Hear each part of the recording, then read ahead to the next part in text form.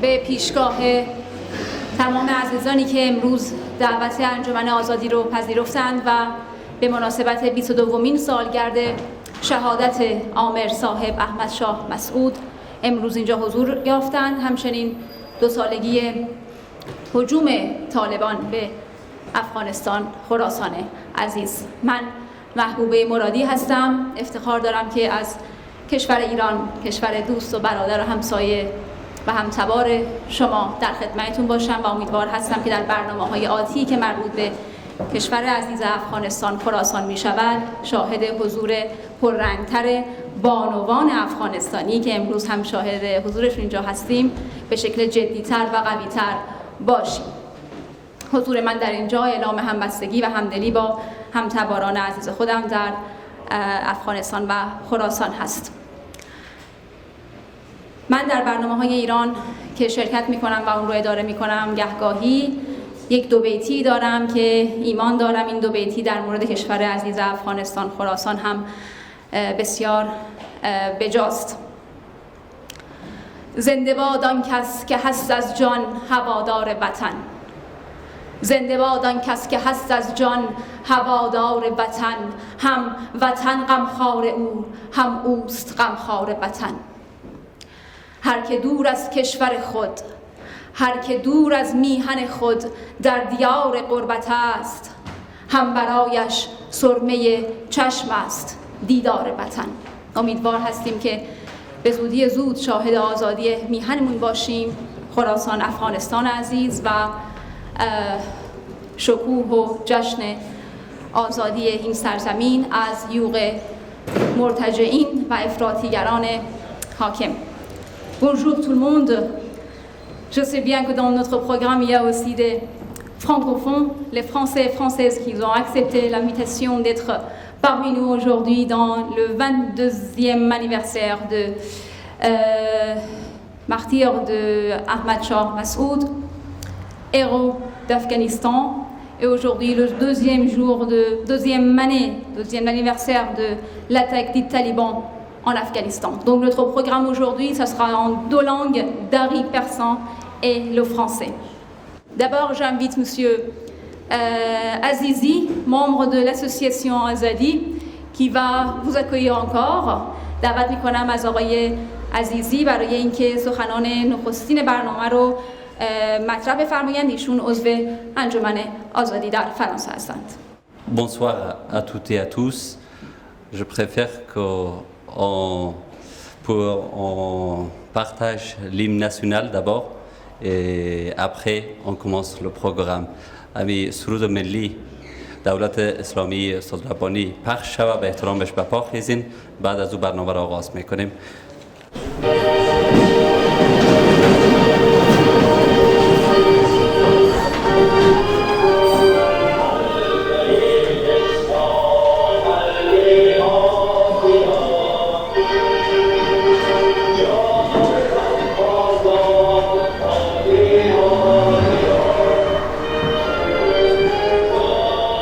Je vous souhaite chaleureusement la bienvenue à cette soirée exceptionnelle intitulée Soirée de la résistance et de la poésie, où nous sommes réunis pour célébrer la mémoire du commandant Ahmad Shah Massoud, un véritable héros national de Khorasan, Afghanistan, et pour exprimer notre solidarité envers les peuples d'Afghanistan, envers la résistance dans ce temps difficile.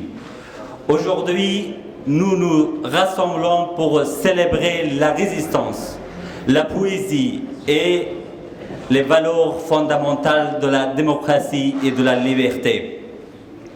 Nous sommes réunis pour rappeler que la voix de la poésie est une voix puissante, capable d'inspirer, de guider et de réconforter. Même dans les moments le plus pire et sombre de l'histoire, comme aujourd'hui en Afghanistan, Khorasan. Nous sommes ici pour rendre hommage à ceux qui, comme Ahmad Shah Massoud, ont lutté courageusement pour la liberté, la dignité et la justice. L'Afghanistan, Khorasan traverse actuellement des défis majeurs et notre présence ici est une déclaration de soutien à tous et à ceux qui se battent pour la liberté, pour la paix, pour la démocratie. Les événements récents nous rappellent l'importance de défendre ces valeurs universelles, car elles sont le fondement d'une société libre et équitable. Au cours de cette soirée, nous allons partager avec vous la situation actuelle de Khorasan, Afghanistan. Sous les mains des talibans, le régime terroriste et sanguinaire. Nous allons écouter des poèmes qui portaient en haut l'inspire, l'espoir, la résilience et la lutte pour un avenir meilleur. Nous allons également entendre des discours que nous avons éclairants sur la situation d'Afghanistan, Khorasan et la nécessité de rester engagés et solidaires. Nous vous encourageons à ouvrir vos corps et vos esprits, à partager vos pensées et vos émotions et à vous joindre à nous pour soutenir la cause de la liberté, la cause de la résistance en Afghanistan, Khorasan. Ensemble, nous pouvons être une force positive pour le changement et la justice. Merci pour être présent aujourd'hui. از همه وطنداران عزیز، خواهران، برادران خراسانی، فرانسوی که امروز تشریف آوردن برای گرامی داشت از 22مین سال روز قهرمان ملی خراسان افغانستان احمد شاه مسعود و هفته شهید. در دو فاز برنامه را آغاز میکنیم. اولا ممنون از خانم مرادی که با ما امشب هستند و در این برنامه همراهی ما میکنن. فاز اول یک گزارشی از وضعیت خراسان افغانستان، وضعیت کنونی بر شما شریک میسازیم که همکاران بخش رسانه در هفته های گذشته زحمت کشیدن، اینجا حضور دارن، نامهایشان بعداً به خوانش گرفته میشه. استادان دانشگاه، سیاستمداران، چیزفهمانی که امروز با ما هستند گزارشی از وضعیت تهیه کردند و همچنان گزارش وضعیت رسانه‌های آزاد زیر سقف طالبان تروریست. اینا با هم میبینیم و همزمان حتما خانم مرادی شرح میده که برای وضاحت ویدیو و نوارهای آماده کردیم، بسته تصویری از جنایت و وحشتی که امروز طالبان در خراسان افغانستان انجام میدن. در همزمان که گزارش به خوانش گرفته میشه، این نوار بی صدا در بک‌گراند به نشر میرسه از خواهران و برادرانی که اینجا هستند. ما اولا معذرت میخوایم، ولی بعدا وضعیت ما همینطور است، کدام فیلمی نیست. وضعیت بدبختی و جنایت در کشورمان همین شکل است. یک مقدار خشن است، بعضی صحنه‌های خشونتبار داره، وضعیت واقعی هست. اما اگر دوستانی که مشکل قلبی دارند یا فکر میکنن که خیلی خستهشان میکنن ذهنشانه، لطفا نگاه نکنن ویدیو را، فقط به صحبت ها و گزارش گوش بدهند. ممنون از حضور همه‌تان، خوش آمدین. در فاز دوم شب شعر داریم. خواهران برادران من شعرها را به زبان پارسی در وصف آزادی، مقاومت، عدالت به خوانش بگیرن. بعد از یک وقفه باز با میریم به شب شعر. سلامت باشین. خیلی ممنون.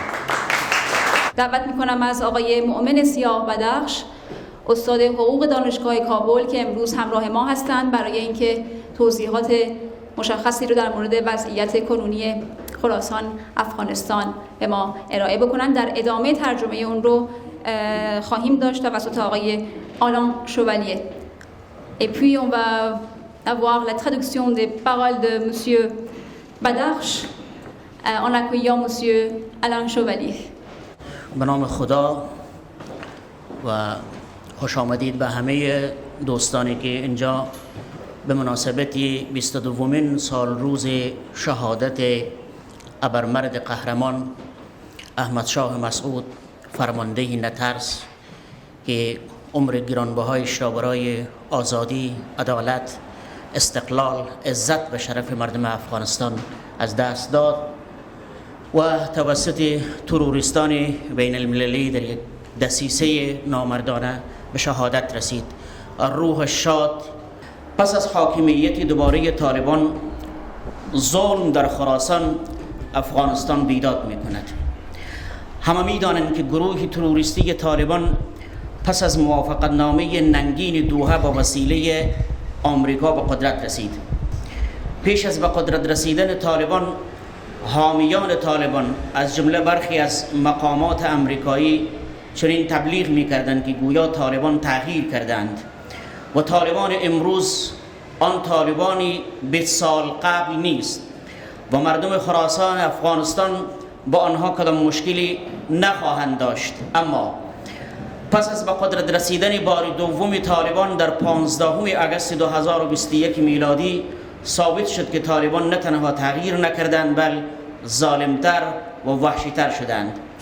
در ابتدا طالبان برای اخفال اذهان مردم عفو عمومی اعلام کردند، اما از این مسئله دیری نگذشت که چهره خوناشام طالبان نمایان گردید و این گروه صفاک و خونریز و تشنه به خون مردم ستمدیده افغانستان دست به ترور و کشتار نیروهای امنیتی سابق و همه کسانی را که دشمن تلقی می کردند زدند و همه روزه افرادی مربوط به استخبارات طالبان تعدادی را در خانه هایشان و یا کوچه و بازار به قتل می رساندند، یعنی به فکر خودشان از دشمنان خود انتقام می گیرند. دامنه گراف ترور و قتل نیروهای امنیتی سابق چنان گسترش یافت که نمایندگی سازمان ملل در کابل و برخی از نهادهای حقوق بشری پرده از جنایت طالبان برداشته و رسما طالبان را متهم به جنایت ضد بشری کردند. گذشته از این موضوع طالبان نسبت به زنان معترض هم از نهایت قساوت کار میگیرند و در زندانهای طالبان نه تنها که زنان اشکنجه میشوند و مجبور به اعتراف اجباری میگردند، تجاوز جنسی هم به زنان صورت میگیرد و این جنایت طالبان در اظهار نظر تعدادی از قربانیان زن از جمله بانو تمنا زریاب پریانی که همکنون در شهر کورین آلمان در اعتصاب غذایی به سر میبره و جنبش زنان در اقصا نقاط جهان در شهرهای اسلام آباد، نروژ و کانادا در حمایت از اعتصاب غذایی بانو پریانی دست به اعتصاب زدن و راهپیمایی ها به راه انداختن و از جمله تمنای زریابی و خانم ابراهیم خیل و تعداد دیگری از خانم ها در بازداشتگاه های طالبان مجبور به اعتراف اجباری شدن، مورد اشکنجه و اهانت و حد حرمت قرار گرفتن که این همه جنایات طالبان را دفتر سازمان ملل متحد در کابل نیز در گزارش بسیار مفصل به ارتباط موضوع جنایت طالبان علیه زنان نیز ارائه کردند.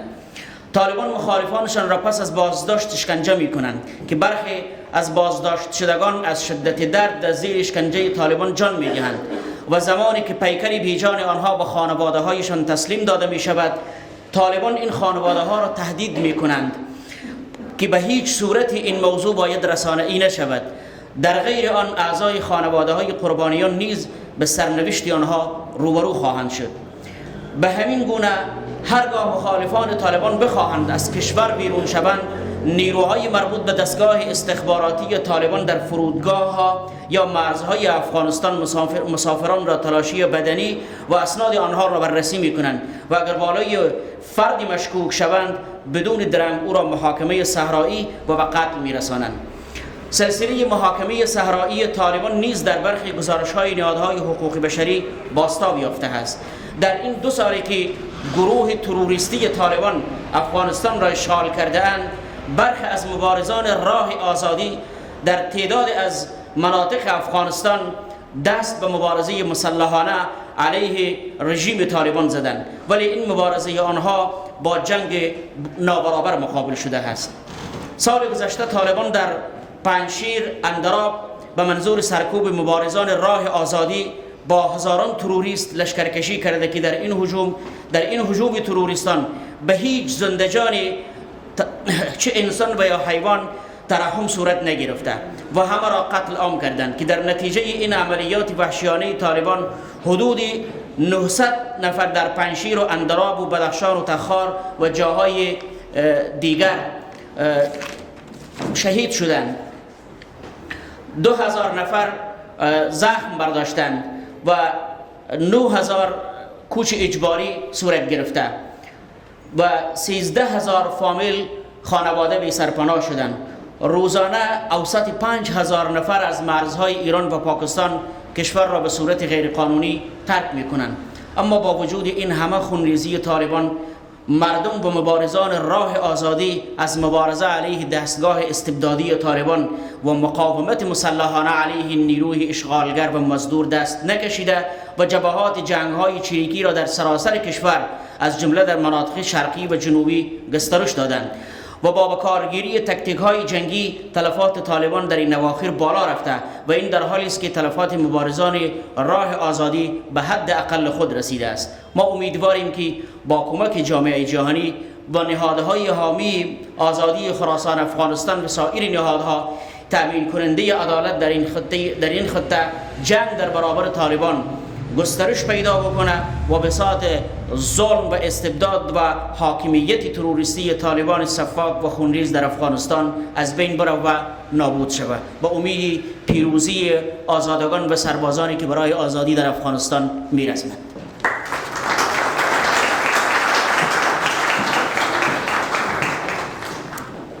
سپاسگزار هستم از آقای مؤمن سیاه بدخش، استاد دانشگاه کابل.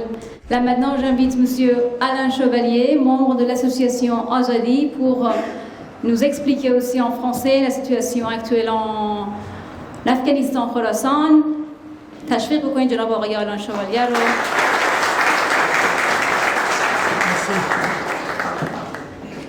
Merci. Bonsoir, mesdames, messieurs. Je vais me contenter de lire la traduction.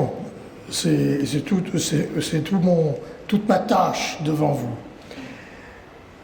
Tout le monde sait que les talibans sont parvenus au pouvoir après l'accord de Doha, facilité par les États-Unis. Avant leur arrivée au pouvoir, les partisans des talibans, y compris certaines autorités américaines, prétendaient que ces dits talibans avaient changé et qu'aujourd'hui, ceux que nous voyions aujourd'hui n'étaient pas les mêmes qu'hier ou qu'il y a 20 ans, avant l'arrivée des Américains. Cependant, après leur retour au pouvoir pour la deuxième fois, puisqu'ils obtenaient une seconde fois le pouvoir, le 15 août 2021 donc, il est devenu évident que les talibans non seulement n'avaient pas changé, mais qu'ils étaient devenus pires, plus cruels et plus barbares qu'auparavant. Au début, les talibans ont annoncé une amnistie pour tromper l'opinion publique. Mais il n'a pas fallu longtemps pour que leur visage sanguinaire se révèle.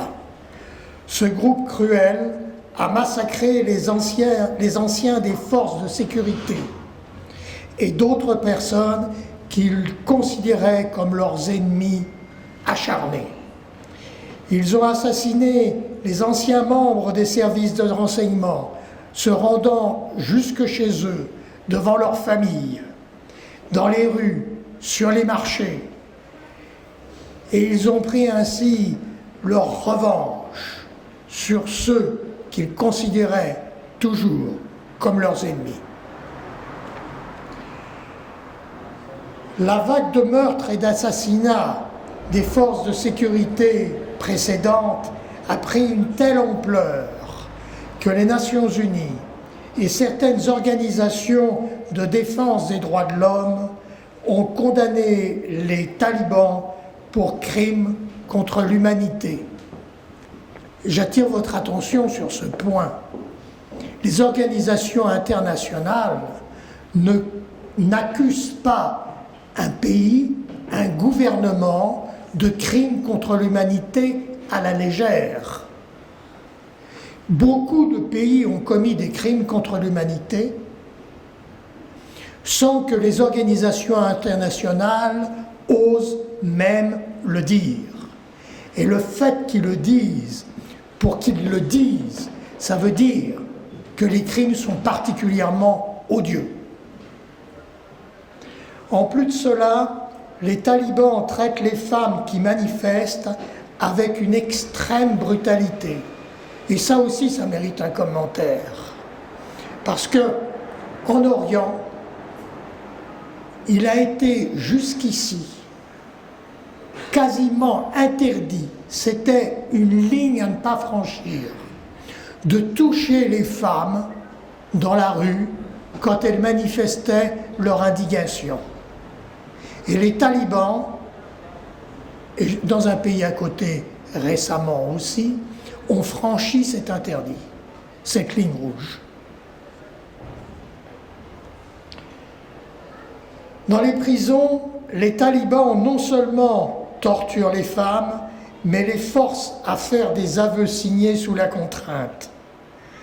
Elles sont également victimes de viols dans les mêmes prisons, comme en témoigne l'une d'entre elles qui s'appelle Tamana Zayab Pariani, qui fait actuellement une grève de la faim en Allemagne. Et cette grève de la faim est rendue publique et mise en évidence un peu partout dans le monde, justement au Pakistan, au Canada, en Allemagne et dans d'autres pays d'Europe. Les opposants des talibans, lorsqu'ils essaient de quitter le pays, sont soumis à des fouilles et à des vérifications rigoureuses par les forces de renseignement aux aéroports et aux frontières de l'Afghanistan. Si quelqu'un est suspecté, il est rapidement jugé par les talibans et le plus souvent exécuté. Les exactions publiques commises par les talibans ont également été documentées par des rapports d'organisations de défense des droits de l'homme. Au cours des 2 dernières années, des combattants pour la liberté ont lancé des combats armés dans certaines régions contre les talibans. Mais leur lutte est déséquilibrée, parce que ceux que l'on appelle la résistance sont privés de tout soutien étranger. Et à moyen terme, une résistance qui ne bénéficie pas du soutien de l'étranger, d'un pays étranger, est une résistance condamnée. Souvenez-vous ce qui s'est passé ici pendant la Deuxième Guerre mondiale. Si la résistance n'avait pas été appuyée par les Alliés, Grande-Bretagne principalement et États-Unis, jamais la résistance n'aurait pu survivre dans les montagnes de France.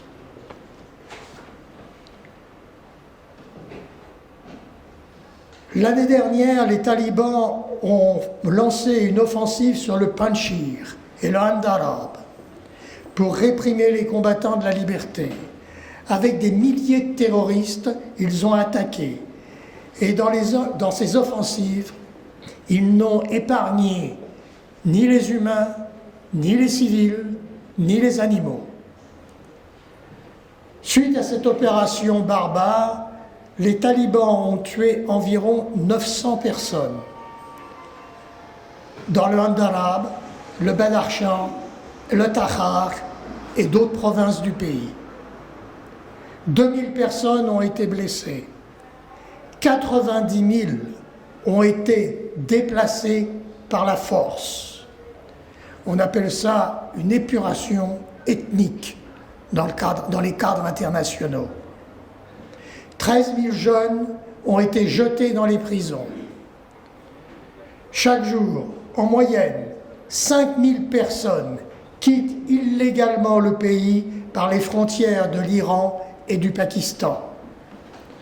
Malgré toutes les atrocités commises par les talibans, le peuple et les combattants pour la liberté ne baissent pas les bras et continuent de résister dans tout le pays, y compris dans les régions de l'Est et du Sud.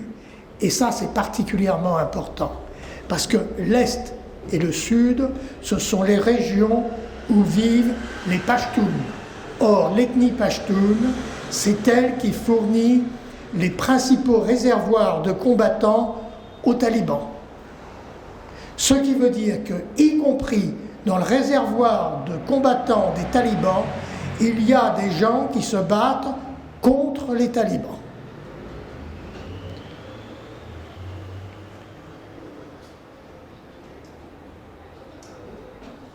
Cette guerre étant le front de la guérilla, infligeant des pertes élevées aux talibans, tandis que les pertes des combattants de la liberté restent minimes, car ils ont la capacité de se réfugier dans les montagnes. Nous espérons que, avec l'aide de la communauté internationale et des organisations soutenant la résistance et la liberté au Khorasan, Afghanistan, et en garantissant la justice dans la région, la lutte contre les talibans continuera de s'intensifier, mettant fin à la tyrannie et au règne des terroristes cruels et sanguinaires, les talibans.